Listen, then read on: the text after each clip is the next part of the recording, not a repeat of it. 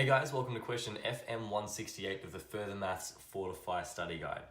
This question reads, Jess has 300 caterpillars in her garden. Each month, 120 caterpillars are hatched, and in the same month, 60% of the caterpillars turn into butterflies, while the remaining 40% stay in the garden as caterpillars. Let Cn be the number of caterpillars in Jess's garden at the start of month N. The recurrence relation that can be used to determine the number of caterpillars in Jess's garden at the start of each month is shown below, and that's where we see this, our recurrence relation, C n plus 1 equals 0.4 C n plus 120, where the number of caterpillars in the garden at the start of the first month, which is what C1 would represent, is 300. So which of the following statements is true?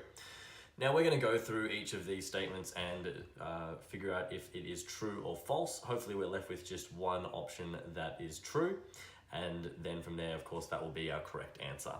So option A. If Jess stopped hatching caterpillars, they would all morph into butterflies within 2 months. So the part of our recurrence relation here that is talking about the hatching caterpillars is this plus 120. We've got 120 being hatched each month, regardless of the number of caterpillars that are in there in the first place, while we have the number of caterpillars also decreasing by 60% first, then having that 120 added on later. So if Jess stopped hatching caterpillars, that is to say that the recurrence relation would be Cn plus 1 equals 0.4 Cn. So we've just got that 60% of the population that is turning into butterflies. Would they all morph into butterflies within 2 months? Well, we can check that out by picking a somewhat arbitrary number, but let's pick this 300 up here. So the first month, let's pretend that we weren't hatching and we were just proceeding as normal. Well, C2 would then be equal to 0.4 times 300, which is equal to 120. So after 1 month, more than half of the caterpillars are gone, and this is where some students may think, well, 180 of them have disappeared after 1 month, so after 2 months, yeah, they'll probably all go. But the kicker is in that we're looking at 60% reductions. So if we were to do this again and look at what the start of month 3 would look like, that is 2 months later, we'd be looking at 0.4 times 120 on this next go, which would leave us with an answer of 48. So no matter how many times we apply a reduction of 60% to any number, we would never get to a true 0. It could round to 0 after a certain amount of time, but even then that would actually take a little while before it would round to 0. It'll never reach a true 0 by reducing by 60%. If you guys have any questions about that, drop them in the comments below. It's a bit more of a longer conversation, or you can play around with your calculator and just keep on timesing your previous answers by 0.4 and watching it go down, but never actually reaching 0. Cool. So because we haven't run out of caterpillars after 2 months, that means option A is false and therefore not our answer. So option B reads, the number of caterpillars in Jess's garden at the start of each month never drops below 200. So this is one of those questions that we've really got to look at the behavior of this recurrence relation. What's actually happening here? Well, we've got a 60% reduction, and then we're increasing by 120 caterpillars each month. So we're going to reduce the number of caterpillars by 60%, then add 120. So C1 being 300, C2 would be 0.4 times 300. Now it helps to look at sort of the nature of what's going on. So I like to sort of draw out a few of these instances of the recurrence relation and then try and analyze sort of what's going on to get my head around it. After you've done this a few times, you will start to get a lot better at it. Times 240 plus 120 will equal 216. So we can see that we've got this amount that's going down, but it's not going down, it's decreasing in speed as it gets towards 200. So it may well be possible that it will never drop below 200, but we want to know for sure. So let's analyze what's happening here. When we have this 0.4 times 300, what we're doing is effectively dropping our number of caterpillars by 60%. So we can figure out what that 60% is by timesing 300 by 0.6. So that's 180, which means that we've got a case here where we're decreasing the number of caterpillars that we have by 180 and then hatching an extra 120,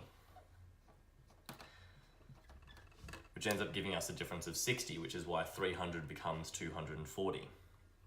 In the next instance, we have 0.4 times 240, so that is a 60% reduction on 240, which means that we're going to be going down by 144, of course. Reducing by 144, increasing by 120. So what we can see here is that eventually these decreases will get smaller and smaller and smaller until it becomes a decrease of 120 and an increase of 120. So what we want to figure out is when is that decrease going to become equal to the increase. So that is to say, if we have a random number, when we find 60% of that number to have the decrease, when will that be equal to the 120? Now this is easy to solve using your calculator, using the solve function. And if you plug this into your calculator, you should get an answer of x equals 200. Meaning that once the number of caterpillars gets to 200, it will stay consistently at 200. The reason for this being that 0.4 times 200 is equal to 80. And then when we add our 120 to 80, we're back at 200. So we'll never be able to go along this point, because then if we times 200 by 0.4 again, we'll get to 80 plus 120 back to 200, and we're in a little loop there. Excellent. So that's option B, which says we'll never go below 200, and it is very much looking true at the moment, but as always, we'll look at the other three options and make sure that they are incorrect also. So let's have a look at option C now. Option C says the number of caterpillars hatched is equal to the number that morph into butterflies during month 5. So let's have a look through there. C1 is equal to 300, and we're going to work our way down to month 5. So C2 is equal to 0.4 times 300 plus 120. Now you guys can do this on your calculator. It would be much faster to do by calculator than by hand, and I definitely recommend doing it that way. But in terms of this video, it's a little nicer for you to be able to see my working by hand rather than trying to squint at a calculator. C4 is equal to 0.4 times 216 plus 120, which equals 206.4. And then month 5, where we have 0.4 times 206.4 plus 120, that is equal to 202.56. Awesome. So here we have our 4th month. Now, our 5th month, the number of caterpillars that are hatched that month is going to be 120. The number that turn into butterflies during this month is going to be 60% of the total population. So what we're looking at here is 202.56 times 0.6, which means 60%, and plugging that into a calculator, you should get an answer along the lines of 121.556. This is the number of caterpillars that are being hatched. This is the number that are turning into butterflies. Those two numbers are not equal, therefore C is false. It is not our final answer. Option D. Option D says at the start of month 2 there are 216 caterpillars in Jess's garden. Well, we know at the start of month 1 that there are 300, and to find the start of month 2, we simply take that 0.4 times 300 plus 120, which we've seen a couple of times now is equal to 240. That is not 216. D is false. And our final option, option E, says the number of caterpillars that morph into butterflies in a single month never exceeds 150. So we know that the number of caterpillars that morph into butterflies in a single month is 60% of the number of caterpillars that we have. We've seen a couple of times now that the largest amount of caterpillars we ever have is the amount that we have in the first month, and that is 300.